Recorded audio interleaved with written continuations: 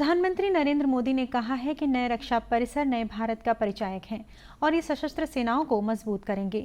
आज नई दिल्ली में कस्तूरबा गांधी मार्ग और अफ्रीका एवेन्यू में रक्षा कार्यालय परिसरों का उद्घाटन करते हुए श्री मोदी ने कहा कि आधुनिक बुनियादी ढांचे ने जीवन और व्यापार को आसान बनाने में महत्वपूर्ण भूमिका निभाई है।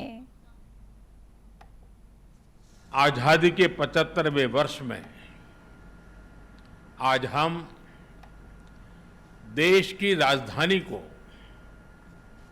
नए भारत की आवश्यकताओं और आकांक्षाओं के अनुसार विकसित करने की तरफ एक महत्वपूर्ण कदम बढ़ा रहे हैं।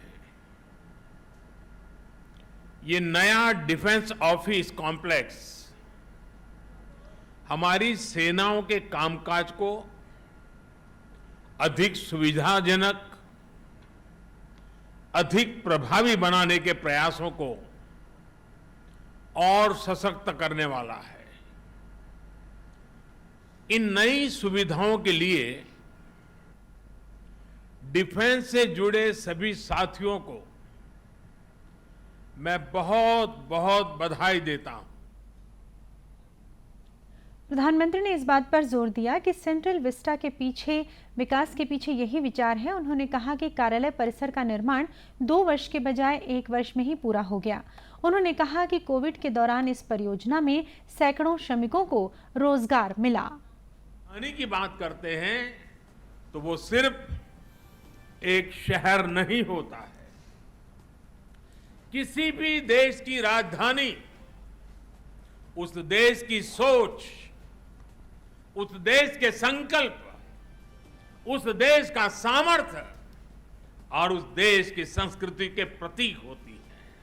आज जब हम ईज ऑफ लिविंग और ईज ऑफ डूइंग बिजनेस इस पर फोकस कर रहे हैं तो इसमें आधुनिक इंफ्रास्ट्रक्चर की भी उतनी ही बड़ी भूमिका है।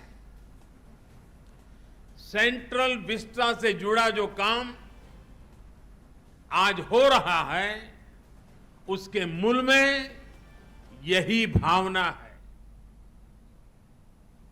रक्षा मंत्री राजनाथ सिंह ने इस बात पर प्रकाश डाला कि रक्षा क्षेत्र में सशस्त्र बलों का आधुनिकीकरण प्रधानमंत्री के प्रयासों के कारण संभव हुआ है।